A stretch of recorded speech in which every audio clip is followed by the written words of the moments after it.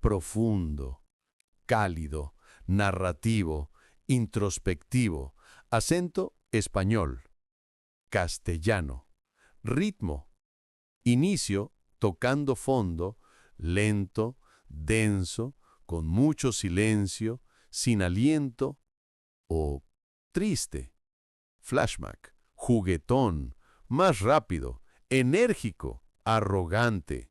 Final, encuentro con el padre lento, emotivo, explosivo. Emociones, susurro al principio, seguro en la mitad, llorando, emocionado al final. Dicen que el infierno no es un lugar de fuego y azufre. Dicen que el verdadero infierno es recordar. Recordar quién eras, recordar lo que tenías y saber, con una certeza absoluta y dolorosa, que fuiste tú quien lo destruyó todo. Esta es la historia de un viaje. No un viaje de kilómetros, sino un viaje del corazón. Desde la altura del orgullo hasta el abismo de la desesperación. Mi nombre ya no importa. Durante mucho tiempo solo fui conocido como el que se fue, o como ustedes me conocen ahora, el hijo pródigo. Todo el mundo veía la hacienda de mi padre como un paraíso, campos fértiles, ganados inmensos, sirvientes leales. Pero para mí era una jaula de oro, sí, pero una jaula al fin y al cabo. Recuerdo estar apoyado en un viejo olivo, mirando las nubes, mientras mi hermano mayor me recriminaba. Él siempre estaba trabajando, siempre sudando, diciéndome que las ovejas no se trasquilan solas. Yo le preguntaba si eso era todo lo que había en la vida, nacer, sudar y morir en el mismo pedazo de tierra. Él se reía de mí, me llamaba necio y decía que estaba atrapado en la bendición, bajo la protección del Padre. Pero yo no quería protección, yo quería vivir, quería sentir. Allí, en esa casa perfecta, sentía que solo existíamos, pero no vivíamos realmente. Esa idea, que había sido una pequeña semilla en mi mente, floreció rápidamente en una planta venenosa. Sentía que la espera me estaba matando. Recuerdo perfectamente el olor a pergamino y madera vieja en el estudio de mi padre, el día que decidí romperlo todo. Mis manos sudaban, y mi corazón martillaba contra mis costillas, porque sabía que lo que iba a hacer era imperdonable. En nuestra ley, pedir la herencia en vida es un insulto supremo.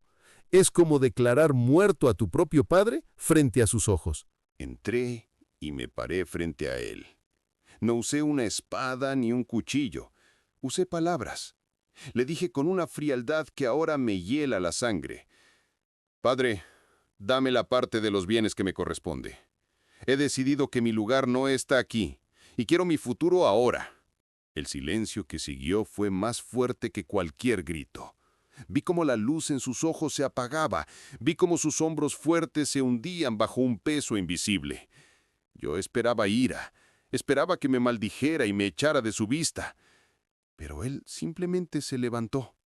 Me miró profundamente, no con odio, sino con una tristeza infinita, y me preguntó si estaba seguro, si el dinero era lo que necesitaba para ser feliz. Yo evité su mirada y le respondí que solo pedía lo que era mío. Entonces él abrió el cofre.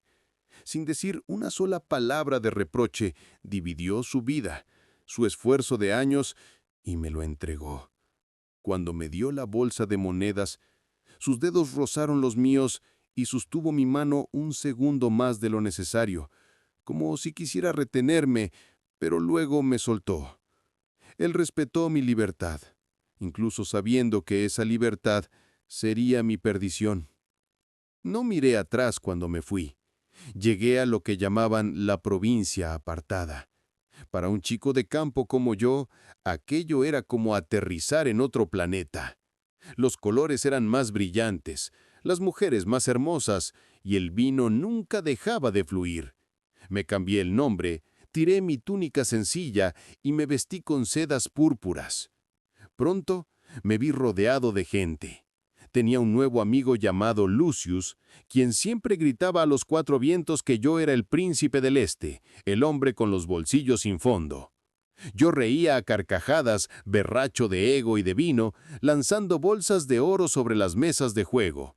Gritaba que en mi casa dormíamos con las gallinas, pero que allí éramos dueños de la noche.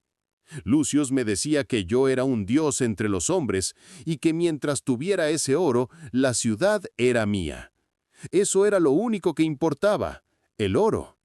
Compré risas, compré abrazos, compré la ilusión de ser importante. Cada moneda que gastaba era una bofetada a la memoria de mi padre, pero no me importaba. Pensé que era libre. Qué ingenuo fui. No sabía que estaba comprando mi propia cadena, eslabón por eslabón, y que la fiesta estaba a punto de terminar de la manera más cruel posible. Pero la fiesta no duró para siempre. Nadie te advierte cuán rápido se escapa la arena del reloj cuando estás demasiado ocupado ignorando el paso del tiempo. No sucedió de la noche a la mañana. Fue un descenso lento y agonizante. Primero, la bolsa de oro comenzó a sentirse más ligera. Luego las risas de mis supuestos amigos se volvieron más forzadas, más distantes, hasta que un día simplemente cesaron. Para empeorar las cosas, una hambruna feroz azotó aquella tierra, como si el mismo cielo conspirara para castigar mi arrogancia. Los precios de la comida se dispararon, y de repente, el príncipe extranjero ya no era una novedad, sino una boca más que alimentar en una ciudad que se moría de hambre. Recuerdo el día exacto en que la realidad me golpeó en la cara.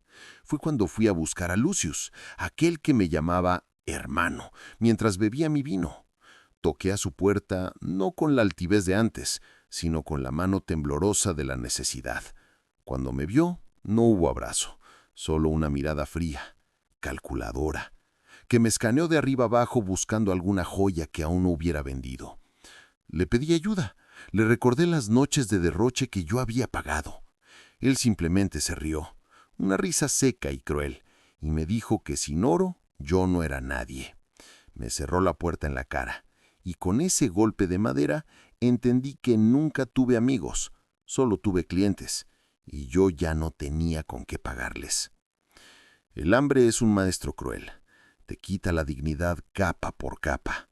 Vendí mis túnicas de seda por un pedazo de pan duro. Vendí mis sandalias. Terminé caminando descalzo por las calles sucias, convertido en una sombra del joven orgulloso que salió de casa de su padre. Desesperado y con el estómago retorciéndose de dolor, hice lo impensable. Me acerqué a un ciudadano de aquella tierra, un hombre de rostro duro, y le rogué por cualquier trabajo. Él me miró con desprecio y me mandó a sus campos a hacer lo único que ningún judío debería hacer jamás: cuidar cerdos. Profundo, cálido, narrativo, introspectivo. Para nosotros los cerdos son animales inmundos, impuros. Vivir entre ellos, oler como ellos, es estar espiritualmente muerto. Pero el hambre no entiende de religión ni de leyes sagradas. Allí estaba yo, hundido en el barro, rodeado de gruñidos y suciedad.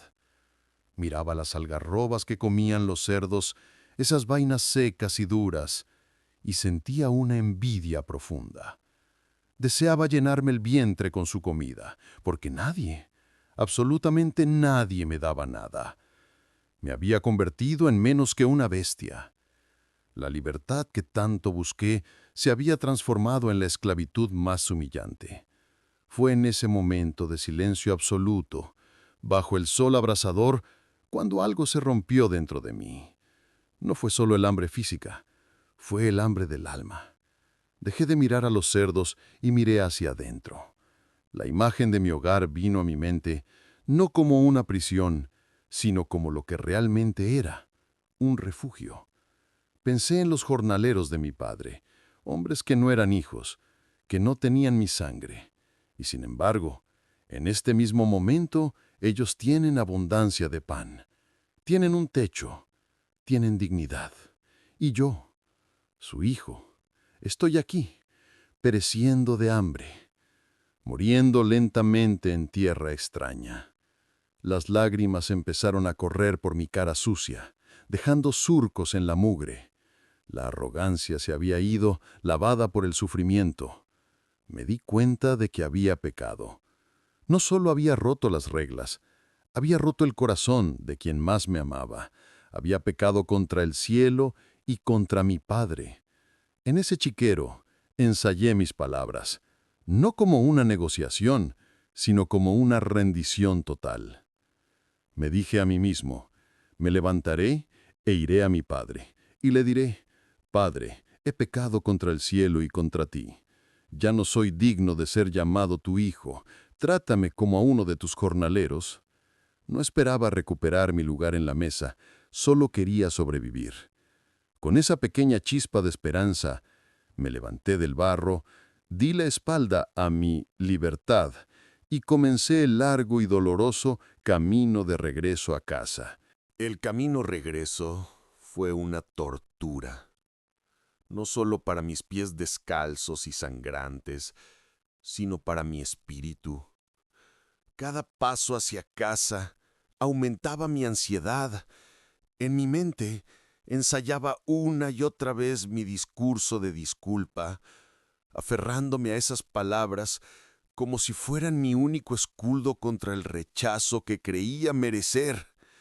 Me imaginaba la mirada de decepción de los vecinos, los susurros de los sirvientes y, sobre todo, el rostro severo de mi padre cerrándome la puerta. Me sentía pequeño, sucio e indigno. A medida que la casa familiar aparecía en el horizonte, mis piernas querían fallar, pero la necesidad me empujaba a seguir adelante. Pero lo que no sabía era que yo no era el único que había estado esperando este momento. Mi padre no me había olvidado.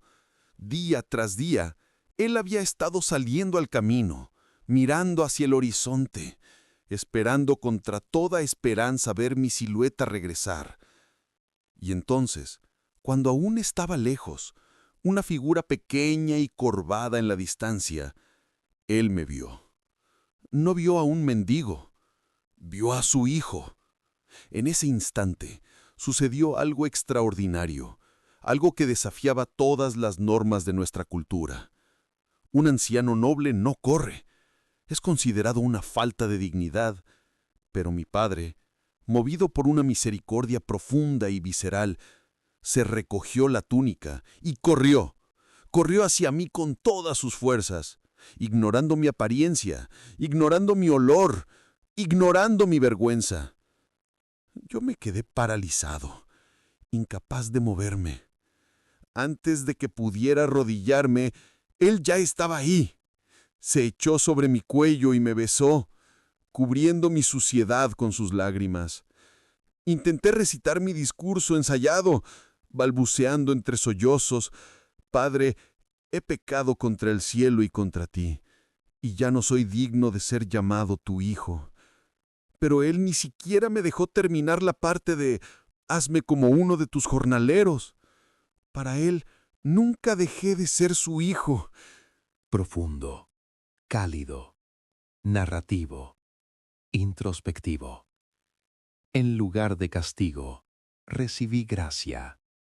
Mi padre se volvió hacia los sirvientes atónitos y gritó órdenes que me dejaron sin aliento. «Sacad el mejor vestido y vestidle», ordenó, cubriendo mis harapos con su propia gloria. «Poned un anillo en su mano, devolviéndome la autoridad y la pertenencia que yo había despreciado. Y calzado en sus pies, porque solo los esclavos andan descalzos, pero los hijos llevan sandalias». Y finalmente, mandó matar el becerro más gordo para celebrar. Su voz resonó con una alegría que sacudió los cimientos de la casa. Porque este mi hijo muerto era y ha revivido. Se había perdido y es hallado. La música y la danza llenaron la casa esa noche. Pero la historia no termina solo con alegría. Porque la gracia escandalosa a menudo ofende a los que se creen justos. Mi hermano mayor, al regresar del campo y oír la fiesta, se llenó de ira.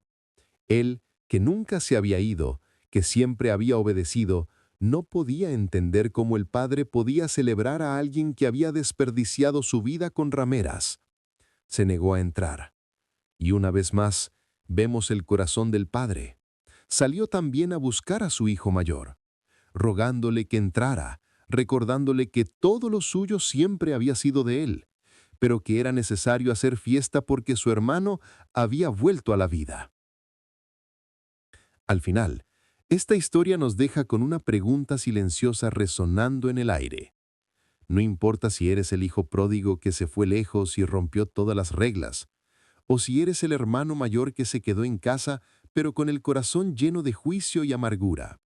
El Padre ha salido a buscarte a ti también. Su amor no depende de tus méritos ni de tus errores. Su amor es una puerta abierta que nunca se cierra. No importa lo lejos que hayas ido, no importa cuán sucio te sientas. El camino a casa siempre está abierto. El Padre está esperando. Solo tienes que dar el primer paso.